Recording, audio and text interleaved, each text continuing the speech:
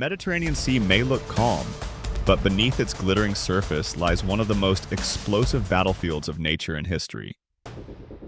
Covering less than 1% of the world's oceans, it hides a staggering secret. Over 17,000 marine species, and nearly a third of them exist nowhere else on Earth. For centuries, this body of water has been a highway for empires, a cradle of civilizations, and today, a front line for survival. But the real story begins where sunlight fades and predators rise. In the west, the giant Atlantic bluefin tuna charges through schools of anchovies like a steel arrow, reaching speeds of over 70 kilometers per hour. Its power seems unstoppable until the shadow of the orca appears, a hunter so strategic that fishermen fear it more than sharks. And deeper still, at 1,000 meters below, sperm whales roam the icy darkness, using sonar clicks that echo like thunder in an underwater canyon. Each one is searching for a rival as ancient as itself, the elusive giant squid. Yet not every creature here is a native.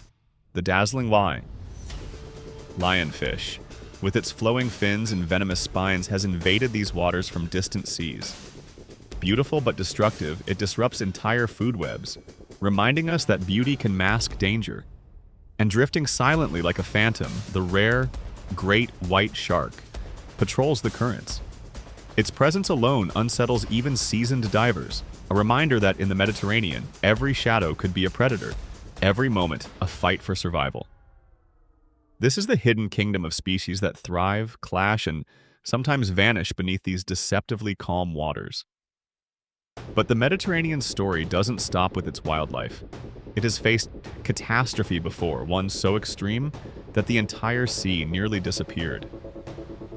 The Mediterranean Sea may look calm, but beneath its glittering surface lies one of the most explosive battlefields of nature and history.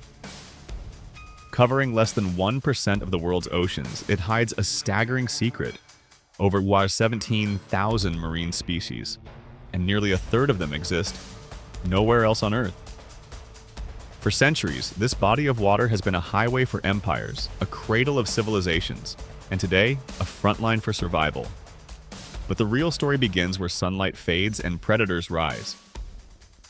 In the west, the giant Atlantic bluefin tuna charges through schools of anchovies like a steel arrow, reaching speeds of over 70 kilometers per hour. Its power seems unstoppable until the shadow of the orca appears, a hunter so strategic that fishermen fear it more than sharks. And deeper still, at 1,000 meters below, sperm whales roam the icy darkness, using sonar clicks that echo like thunder in an underwater canyon. Each one is searching for a rival as ancient as itself, the elusive giant squid. Yet not every creature here is a native. The dazzling lionfish, with its flowing fins and venomous spines, has invaded these waters from distant seas. Beautiful but destructive, it disrupts entire food webs, reminding us that beauty can mask danger. And drifting silently like a phantom, the rare great white shark patrols the currents. Its presence alone unsettles even seasoned divers, a reminder that in the Mediterranean, every shadow could be a predator, every moment a fight for survival. This is the hidden kingdom of species that thrive, clash, and sometimes vanish beneath these deceptively calm waters. But the Mediterranean story doesn't stop with its wildlife. It has faced catastrophe before, one so extreme that the entire sea nearly disappeared. Catastrophe and rebirth of a sea. For all its beauty today, the Mediterranean once came terrifyingly close to disappearing forever. About 5.9 million years ago, the sea was cut off from the Atlantic Ocean. Rivers dried, coastlines stretched for hundreds of kilometers, and what had been a vibrant marine world became a vast, blistering desert of salt. Scientists call this the Messinian salinity crisis, a moment when the Mediterranean nearly died. Imagine walking where waves should have been, across endless salt plains cracked by the sun, with only shallow, briny lakes scattered across the basin. Entire ecosystems collapsed. Of the thousands of species that once swam here, nearly 90% vanished. leaving behind fossils entombed in thick salt deposits that still rest at the bottom of the sea today. But nature has a way of rewriting its own story. A few 100,000 years later came the Zanclean flood, a cataclysm unlike anything humanity has ever seen. The Atlantic Ocean, held back by a rocky barrier at the Strait of Gibraltar, finally broke through. What followed was a torrent so powerful that it dwarfed every waterfall known to man. Water thundered into the empty basin at a speed estimated to be 1,000 times greater than the Amazon River. In just a few years, the sea returned, refilling what had become a dead desert and restoring life to a place once written off as lost. Still, the damage lingered. Only about 11% of the original species survived the environmental shock. It took nearly 1.7 million years before biodiversity recovered to its former strength. The Mediterranean became not just a sea, but a symbol of resilience, reborn from desolation. But its story wasn't only about nature's comeback. From its rebirth onward, the Mediterranean would become the lifeline for humanity itself, shaping trade, culture, and entire civilizations. A cradle of civilizations and global trade. From the moment the Mediterranean was reborn, it became more than just a sea. It became the highway of history. Along its shores, the great civilizations of the ancient world rose and fell. Phoenician merchants carried cedar wood and purple dye to distant markets. Greek city-states spread philosophy, art, and warfare across the waves. The Romans turned the Mediterranean into what they proudly called Mare Nostrum, our sea, a blue empire that bound 3 continents together. But the Mediterranean wasn't just about empires, it carried ideas as well. From Egypt's kingdom of the Nile to the rising power of Carthage, from Alexandria's libraries to Rome's armies, the sea was a thread, stitching together cultures, languages, and religions. Even the Apostle Paul used it as a bridge, carrying his mission from the eastern shores all the way to Rome, planting seeds of a faith that would one day spread across the world. And today, the same sea that once carried Roman legions and Greek traders now moves about 12% of all global trade. An astonishing about 1.9 trillion worth of goods every single year. Oil from the Middle East, manufactured goods from Asia, grain from North Africa, and electronics from Europe all pass through its narrow corridors. But here's the danger. It all depends on just a handful of choke points. The Strait of Gibraltar, a thin throat of water only 14 kilometers wide, links the sea to the Atlantic. The Suez Canal, hand-carved by human ambition, connects to the Red Sea and onward to Asia. The Strait of Sicily funnels traffic through the center of the sea, while the Bab el-Mandeb Strait ties the Mediterranean to the Indian Ocean trade. Even a small disruption can shake the entire global system. In 2021, when a single container ship blocked the Suez Canal, global commerce lost billions of dollars per day. Oil prices spiked, markets panicked, and once again, the world realized that this semi-enclosed sea holds a power far beyond its size. But while human history is carved on its surface, the true heartbeat of the Mediterranean lies beneath its waves, in the struggles, rivalries, and survival games of the creatures who rule its depths. Predators of the deep. Beneath the calm blue surface of the Mediterranean, survival is a relentless contest. Every creature, no matter how mighty, must fight for its place. Take the Atlantic bluefin tuna, a living torpedo. It's one of the fastest fish in the ocean, able to rocket forward at speeds of over 70 kilometers per hour.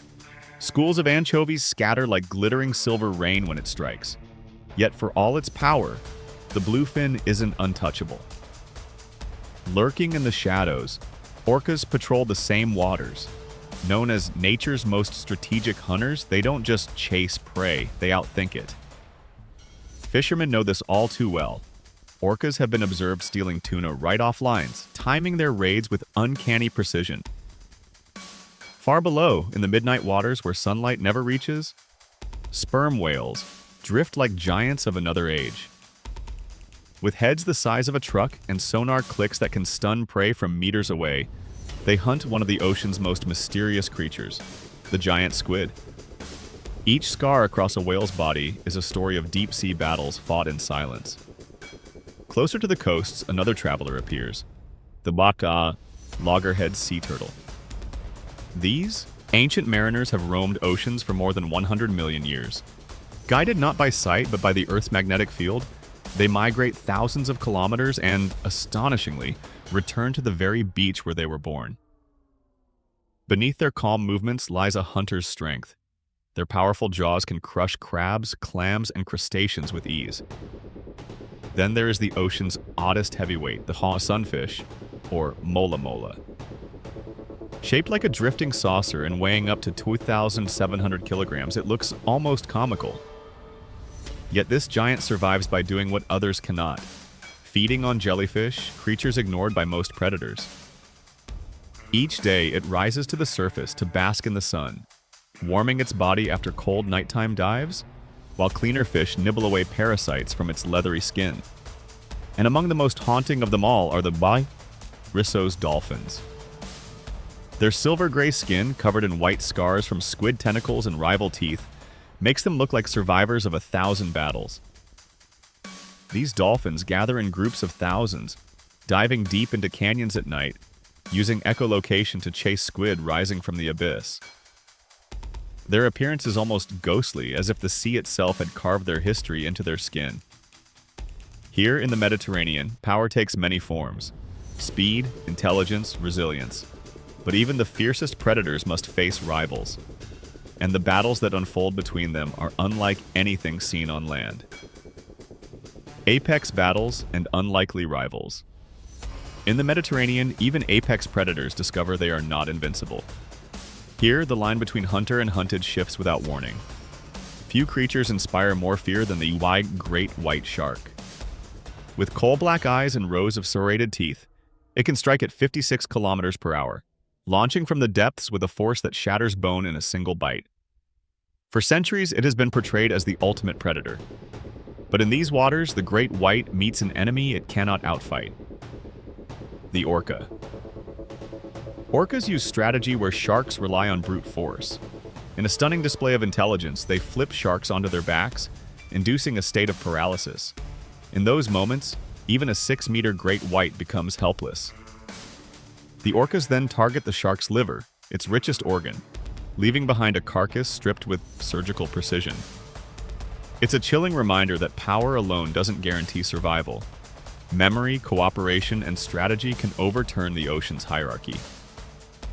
Yet not all predators rely on ambush or teamwork.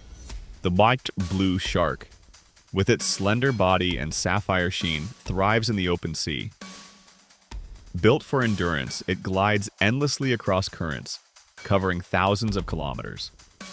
Unlike great whites, which produce only a handful of pups every few years, female blue sharks can give birth to over 100 young at once. A strategy of sheer numbers. But that abundance also makes them a target, and their fins remain among the most prized in global markets. In the Mediterranean, they are both survivors and victims, symbols of resilience in an unforgiving ocean. For all their power, both sharks and orcas face the same threat: humanity. In just a century, the population of great whites in the sea has collapsed by 6%, leaving them on the brink of disappearance. Even the blue shark, once abundant, is now caught faster than it can reproduce. In a sea where titans battle beneath the waves, it's often humans who decide the final outcome. But sharks and dolphins are not the only giants here. Some of the most breathtaking stories belong to creatures so massive they reshape the entire ecosystem with every breath and every movement. Giants of the Mediterranean. Beneath the shipping lanes and crowded coasts of the Mediterranean glides a creature so immense it defies imagination: the fin whale. Stretching up to 24 meters long and weighing over 70 tons. It is the second largest animal on Earth, but size alone isn't what makes it remarkable. Nicknamed the Greyhound of the Sea, the fin whale is also one of the fastest giants alive, capable of surging forward at speeds of 37 kilometers per hour, with bursts that can exceed 46. For an animal the size of a small airplane, that is nothing short of astonishing. Its most striking feature, though, is a mystery painted across its jaw. On the right side, the lower jaw is bright white. On the left, dark gray. This asymmetry is found in no other mammal on Earth. Scientists believe it acts like an optical illusion during hunting, confusing schools of fish just long enough for the whale's signature attack. A lunge feed. In a single strike, it engulfs 70 tons of water and prey, its throat expanding like a vast net. Then, with one mighty push of its tongue, it forces the water out through baleen plates, straining out hundreds of kilograms of krill and anchovies in less than 10 seconds.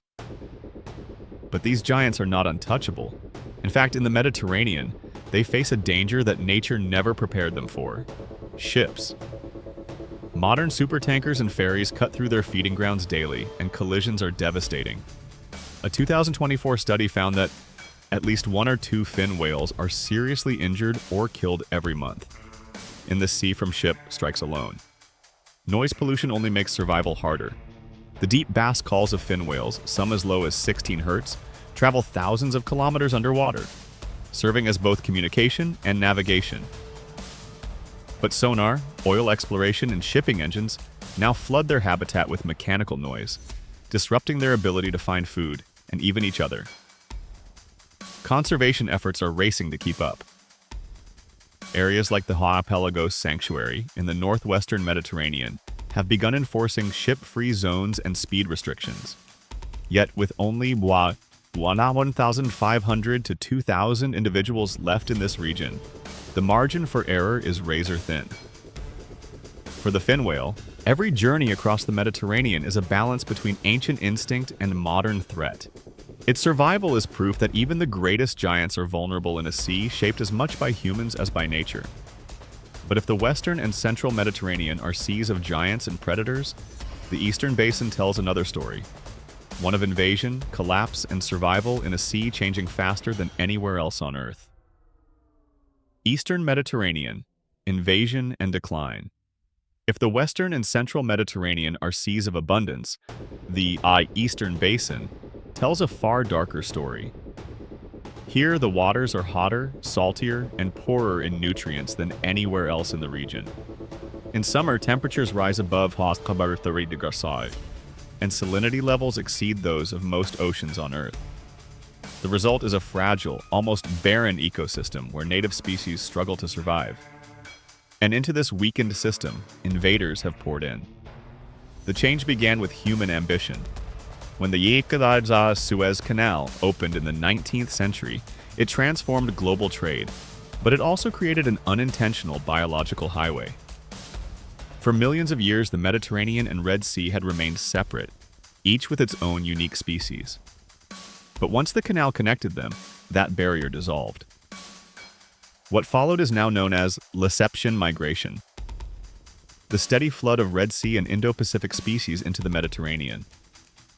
Today, more than 1,000 non-native species have entered through this corridor, and the eastern basin has become the front line of this ecological invasion. Among the most infamous of these newcomers is the lionfish. Draped in elegant fins that ripple like silk, its beauty hides a lethal truth.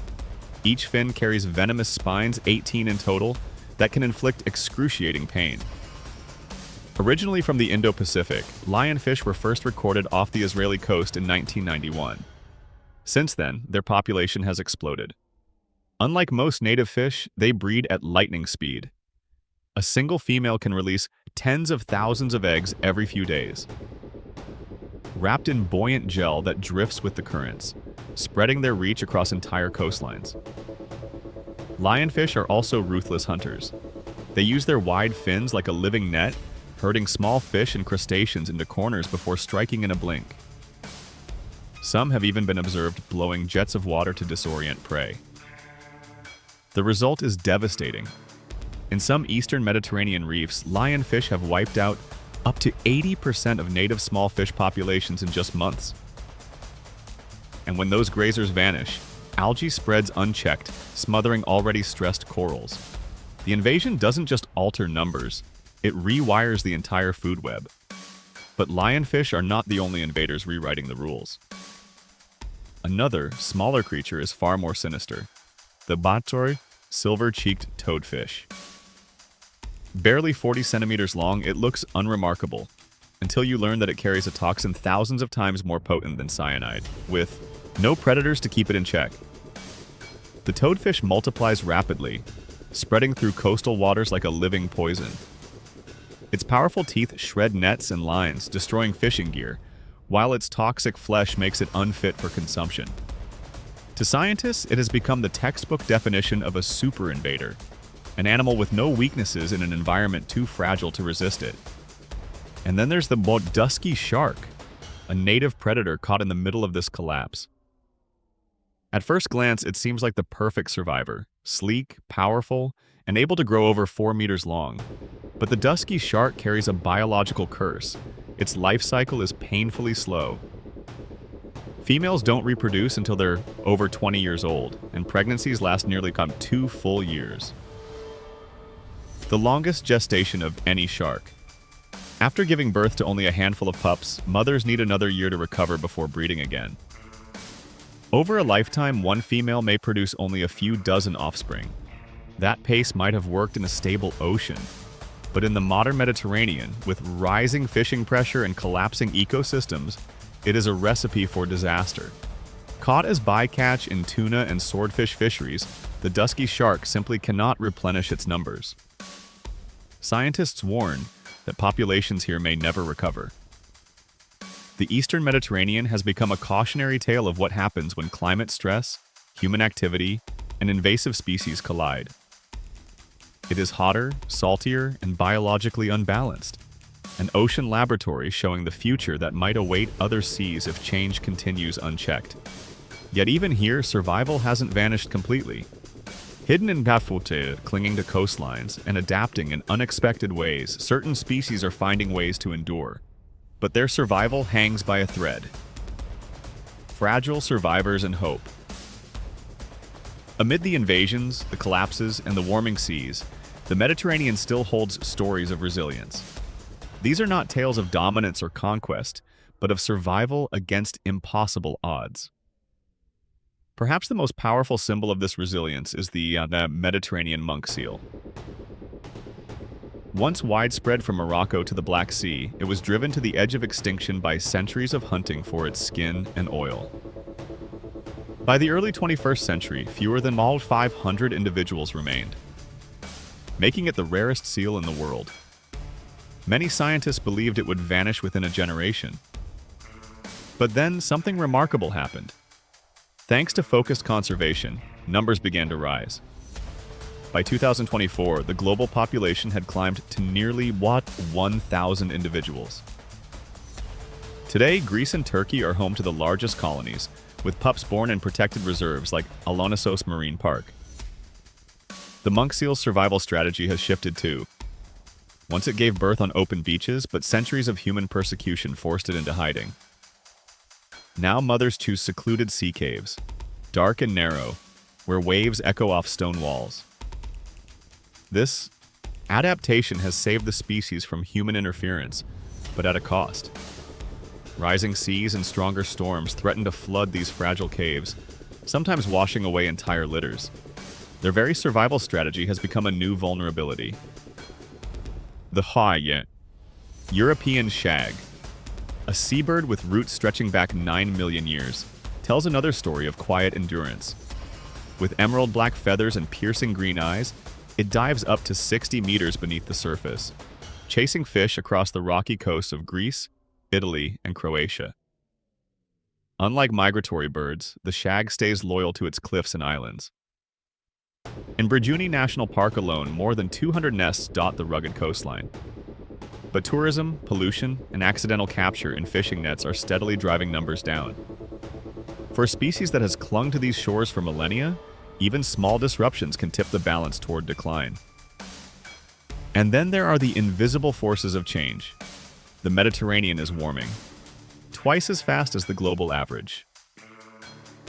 Between 1982 and 2019, surface temperatures rose by 1.3 degrees, and in the summer of 2024, waters off Corsica reached a record 30.8 degrees. Coral reefs turned pale. Seagrass beds weakened. Overwatched 85% of recent mass die-offs of marine life in this region are directly linked to marine heat waves. Salinity is rising too, especially in the eastern basin, where evaporation outpaces rainfall. This stresses not only fish and corals, but even massive residents like the fin whale, whose prey migrates unpredictably in hotter waters. The great whale's survival is no longer threatened only by ship strikes. It is now tied to the invisible chemistry of the sea itself. And yet, for all this despair, hope is real. Across the Mediterranean, more than 1,000 marine protected areas have been created. In 2025, Greece announced the creation of 2 massive marine parks covering 27,500 square kilometers, alongside a historic ban on bottom trawling in sensitive zones. France has replanted hundreds of coral clusters along Toulon's warming reefs. In the east, the Life Pinarca project is attempting to rescue the Pinna nobilis, a giant clam species nearly erased by disease. Technology, too, is stepping in. Satellite tracking and AIS monitoring systems now expose illegal fishing inside protected waters, giving conservationists the data they need to hold fleets accountable. These tools reveal over 9,500 illegal fishing days per year inside so-called safe zones. And while enforcement remains inconsistent, awareness is rising. But perhaps the greatest hope doesn't come from technology or policy. It comes from people. Fishermen who release accidental catches instead of selling them. Divers who plant corals instead of collecting them. Travelers who demand sustainable tourism instead of mass exploitation. The choices of millions of individuals ripple out, just like the waves of this sea. The Mediterranean's future will not be decided by any single predator, or even by nature alone.